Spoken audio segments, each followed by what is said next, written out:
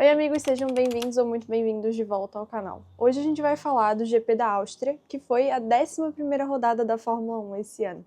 E assim, teve um pouco de tudo. Teve briga de equipe, a pista super curta, carro pegando fogo, loucuragem total. Mas a primeira coisa que a gente vai falar é do Red Bull Ring, que foi o circuito desse final de semana. Essa pista é uma das menores de todo o calendário da Fórmula 1. Ela tem 4,3 km total, 3 zonas de DRS, o que favorece bastante a ultrapassagem, mas assim, o limite para os track limits, assim, é minúsculo, então qualquer escapadinha já vira uma punição. De acordo com a Pirelli, a abrasividade dessa pista é 4 de 5, então assim, absurdo. A gama escolhida para esse final de semana foi C1, C2, C3, a mais dura. E assim, para quem curte curiosidade, história, que nem eu, em 2002 foi nessa pista em que a Ferrari mandou o Rubinho desacelerar para deixar o Schumacher passar. E assim, depois que a FIA analisou isso e tudo mais, multou a equipe em nada mais nada menos do que $1 milhão e decidiu mudar a regra e o regulamento para essa questão de ordem de pilotos, porque, pô, baita sacanagem com o Rubinho. E falando do histórico da pista, o único brasileiro que venceu no Red Bull Ring, lá em Spielberg, foi Emerson Fittipaldi em 1972, quando ele corria pela Lotus. Agora vamos então para as atualizações que cada equipe trouxe para os seus carros. A McLaren, líder do Mundial, trouxe mudanças na suspensão dianteira e na entrada de ar, tanto na traseira quanto na dianteira. A ideia é melhorar o fluxo de ar, mas mantendo a boa aerodinâmica que eles estão tendo com o carro. A Ferrari foi a que trouxe mudanças mais significativas. Ela remodelou completamente o assoalho e trouxe também um novo difusor, o que, assim, é uma tentativa de melhorar o carro ainda para esse ano. Se não, acredito eu que eles vão realmente focar no novo regulamento de 2026, porque tá difícil. A Red Bull, correndo em casa, só trouxe uma leve atualização ali no assoalho, deu uma mexidinha, mas algo mais específico para a pista de Spielberg mesmo. E a Mercedes, como tem um histórico de não correr bem em pista quente, abrasiva e etc., mexeu muito nos freios. Então eles aumentaram tanto a entrada quanto a saída dos fluidos ali dos dutos de freio e também mexeram na capa do motor. Tudo isso para melhorar o resfriamento do carro. A Racing Bulls trouxe atualização tanto na asa dianteira quanto na traseira, priorizando ali o downforce, e a Sauber atualizou tanto o piso quanto a asa traseira, com foco ali em ser mais eficiente, fazer o carro correr mais. As outras equipes não trouxeram nada de novo para essa etapa. Agora, pensando nos treinos livres, a FIA tem uma regra em que existe um número X de treinos, enfim, participações para o pessoal da F2 na F1. E as equipes elas têm que ceder esse espaço. E por isso a gente viu o Alex Dunn substituindo o Lando Norris e o Dino Beganovic, um pouquinho complicado o sobrenome dele, mas é isso, substituindo o Leclerc, isso no TL1. No TL2 e no TL3, assim, foi um clima mais tranquilo. A gente teve o Bortoleto correndo super bem com as atualizações do carro, a Mercedes sofrendo com o calor, o que não é nenhuma novidade, porém a Williams teve problema com os dois carros, então assim, a sorte deles aparentemente ficou em casa e a minha tristeza estava me acompanhando mesmo. Antes de ir para a qualificatória e para a corrida, vamos falar de uma coisa que eu adoro, vocês adoram, todo mundo gosta, que são as fofocas do paddock desde a última corrida. Assim, a gente teve o lançamento do filme da Fórmula 1 com o Brad Pitt.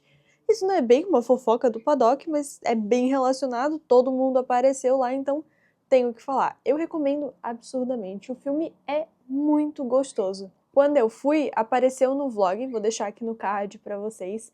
E lembrando, é só a minha opinião, mas eu gostei muito e me deu mais vontade de assistir as corridas em si, porque ultimamente, acho que eu comentei até nos vlogs, que eu não tava sentindo aquela coisa de tipo a competitividade, a adrenalina das corridas e tudo mais. Tá todo mundo nas entrevistas falando, a gente ainda tá no início, no meio da temporada, tem muita coisa pra acontecer e tal. Eles estão muito tipo, pô, cara, fechou, qualquer coisa, tem 2026, tamo aí, sabe? Tipo, tirando ali a rixa do Max com o Russell, cara, eu tava sentindo o paddock muito tranquilo e isso não faz sentido algum. pra quem tem dúvida, esse filme não é um documentário, ele tem drama, tem exagero, tem emoção, mas, cara, o desenvolvimento da equipe é muito legal, dos pilotos é muito legal, a história é muito boa, então eu recomendo. É um filme levinho, é um drama, mas é muito legal. E agora, voltando pra pista, de fato, a primeira coisa que rola um burburinho bem forte, foi confirmado, é uma possível saída do Helmut Marko. O que foi confirmado, no caso, foi o Vettel conversando com a equipe, e ele falou que ainda estão num estágio muito informal para ele assumir no lugar do Vettel. E assim, o Helmut Marko, com 82 anos, ele mesmo já falou numa entrevista que o Vettel seria um sucessor ideal. Então, assim, extremamente possível. A única coisa que a gente não tem ainda é uma data. E assim, como eu gravo esse vídeo pós-corrida, obviamente, o que acontece é que a gente tem algo muito forte aí rolando por trás da Alpine e a substituição do Franco Colapinto. O Briatore, ele falou recentemente em algumas entrevistas em que talvez exista a possibilidade de mudanças do time para 2025 ainda. Um nome que foi citado foi o do Valtteri Bottas, porque o Briatore ele disse assim: a gente precisa tomar uma decisão que ela é muito estratégica e a gente quer misturar experiência com juventude. Então, assim, Bottas ele se encaixa completamente nesse perfil, que atualmente ele é o piloto reserva da Mercedes. Indo para a classificação, a gente teve Tsunoda fora logo no Q1, as Mercedes apagadas desde o início, mas ainda assim Q2 e Q3, e assim, Bortoleto surpreendendo pela primeira vez no Q3 e largando em 8º lugar. Esse guri é bom, a gente já pode entregar a taça. E aí, por outro lado, a gente teve a Williams. Sainz fora no Q1, Albon fora no Q2. A gente doeu. A pole foi do Lando, que ele já estava confiante desde quinta-feira, basicamente, quando começaram as entrevistas e aquele Media Day. E para falar da corrida, eu tenho que admitir, antes de qualquer coisa, que assim, eu tava muito animada para assistir esse GP, porque ele é muito rápido, por conta da pista ser curta. Só que, cara, o que eu recebi foi muito melhor do que o que eu esperava, entendeu? Foi muito bom, eu adorei esse GP, fazia tempo que eu não assistia 70 voltas com os olhos grudados na TV, porque eu sabia que ia acontecer alguma coisa a qualquer momento. O que, inclusive, aconteceu antes mesmo da corrida começar, com o Sainz fora na volta de apresentação. O carro simplesmente não ligou e pegou fogo. Bem legal, né? Pra uma pessoa que torce pro Sainz, um DNF de início, doeu. A largada foi maravilhosa. O Piastri, assim que largou, ele saiu já de quarto para a segunda posição, ali na primeira curva. E quando chegou o Max e o Kimi nessa curva, bateram. O que acontece? O Kimi foi tentar ir mais rápido, só que daí não conseguiu frear, a roda travou, ele olhou para o Lawson, disse, não vou bater no Lawson, tentou desviar, só que daí ele não viu o Max e bateram e os dois saíram da corrida sem completar nem mesmo a primeira volta. Esse rolê do Kimi e do Max gerou um safety car. E além disso, pouquíssimas voltas depois, a gente teve o Albon saindo da corrida. Se eu não me engano, o carro simplesmente perdeu toda a eficiência. Acredito eu que foi um problema na elétrica. Então assim, DNF duplo para Williams. Um baita prejuízo esse final de semana, assim, absurdo. Não havia necessidade, né? Mas também não tem o que fazer, não é uma coisa tão previsível assim. Não sei se é, não sou mecânica. E aí sim chegou um dos momentos mais bonitos da corrida, que foi a briga do Lando e do Piastri. Porque assim, cara, quando bota o Lando pra correr, ele corre. Fato. O cara é bom no que ele faz quando ele tá confiante. Ele tava muito confiante esse final de semana. E o Piastri é a ressurreição, é a reencarnação do Raikkonen. Então, assim, é um homem de gelo. Não dá pra dizer que não. O cara, ele ganhou, ele tá. Ele perdeu, ele tá. E tá tudo bem. O cara é... Não, juro, assim, ó, a inteligência emocional do Piastri é o meu sonho de aquisição. Então, quando esses dois estão brigando na pista, é bonito de se ver. E, assim, ó, eu tenho que tirar o meu chapéu pro Norris, porque, assim, nas outras corridas, que nem eu sempre falei, ele dá um mole que não precisava. É tipo besteira, é nervosismo, não é um erro de, ele pilota mal, mas é tipo, pô, você vai se enfiar num lugar em que seu carro obviamente não cabe? Você vai bater? Então assim, é um lapso de inteligência naquele momento, é um lapso de tô nervoso, não sei o que faço e vou me meter onde dá pra me meter. E aí é onde ele erra. Só que dessa vez ele tava calmo, ele tava concentrado, ele tava confiante. Então foi bonito de ver a briga dele com o Piastri, porque ele segurou a posição muito bem. E ele segurou seguro, de fato, sabe? Então, ele fazia o X, ele fazia certinho, fazia dentro do limite de pista. Então, assim, foi uma briga que deu gosto de ver, sabe? A gente ficava nervoso ali, a gente sabia que ia prevalecer quem fosse mais rápido, de fato.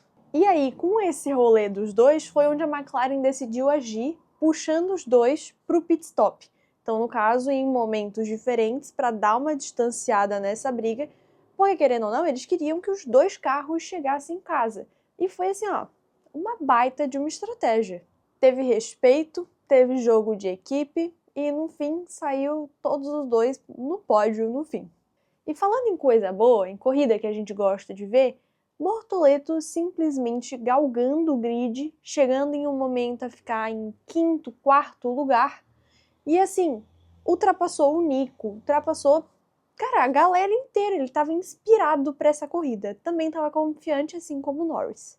Não de ganhar, mas confiante de gostar da pista e tudo mais. Tráfego na pista a gente já tinha. Tinha piloto, por exemplo, o Tsunoda, que estava 2 voltas atrás do líder. Então, é uma coisa complicada. E aí os pitstops vieram e eles bagunçaram o grid ainda mais. Então, assim, tinha carro que estava pronto para fazer a ultrapassagem, vinha alguém que estava lá na frente, tinha que desacelerar para deixar passar. Então, isso criou uma bagunça que também foi muito legal. Tsunoda e Colapinto tiveram seus 15 minutos ali de fama devido a brigas, né? Então, assim, no fim o Tsunoda fez uma manobra em que fez o Colapinto girar 2 vezes na pista e considerando que é uma pista curta e tudo mais, podia vir qualquer pessoa atrás, e aí o Tsunoda tomou 10 segundos de pênalti justamente pela manobra perigosa e o resultado que acabou acontecendo. Apesar disso, o Colapinto continuou na pista e teve um determinado momento em que o abençoado estava ali brigando com o Tsunoda, e aí veio o Piastri para ultrapassar os dois, que eles eram fim de pelotão e ele estava lá na frente, e o Colapinto simplesmente meteu uma fechada no Piastri. Aí é complicado, né? Daí tomou punição também. Junto disso, no fim da corrida, a gente teve Bortoleto brigando com o Alonso. Então, pupilo contra mestre / empresário. Só que assim, o Alonso, ele tem a traseira do carro bem larga, né? Bem larga. Então, no fim, Bortoleto não conseguiu ultrapassar, mas a briga foi bonita. Chegou muito perto de acabar em P7, mas acabou em P8. A Ferrari só praticamente manteve o ritmo a corrida toda, estava lá isolado em terceiro e quarto, então um dos melhores resultados da equipe. E a Aston Martin, assim, a decadência, né? Digo decadência porque o Alonso até tá correndo bem agora, mas o Stroll, cara, ele me passa muito uma vibe, não só de filhinho bilionário, de estou no time porque meu papai paga pra mim, mas, assim, o pit stop lento, em comparação a todos os grips, em comparação a todas as equipes, simplesmente o da Aston é o mais lento. Se eu não me engano, teve um que foi 2.6. Então, assim, sem problema nenhum. É só a velocidade normal. Então, eles estão ali, tipo, devagar. E o Stroll, cara, qualquer pessoa que chegava na traseira dele, ali na corrida, ele deixava passar. Que é isso? Amado, vamos estar acordando, você tá numa corrida, vamos tentar pelo menos defender sua posição? Enfim, triste. Tivemos vitória do Lando Norris, seguido pelo Piastri, e aí a gente teve Leclerc e Hamilton, o Bortoleto em P8, e a Sauber comemorou muito porque os dois pilotos ficaram na zona de pontuação. O Nico Hülkenberg acabou em P9. No fim, o único que tomou punição e ficou para a próxima corrida foi o Kimi, com aquele incidente com o Verstappen, ele vai tomar 3 posições no grid ali em Silverstone, que é a próxima etapa. Então, enfim, agora eu quero saber a opinião de vocês sobre essa corrida, o rolê do Vettel voltar para a Fórmula 1 como consultor da Red Bull. Eu admito que eu tô, assim, torcendo para que isso aconteça. Eu gosto muito do Vettel e opiniões gerais de vocês. Tô sempre aqui nos comentários olhando e respondendo tudo. Um beijo e até o próximo vídeo.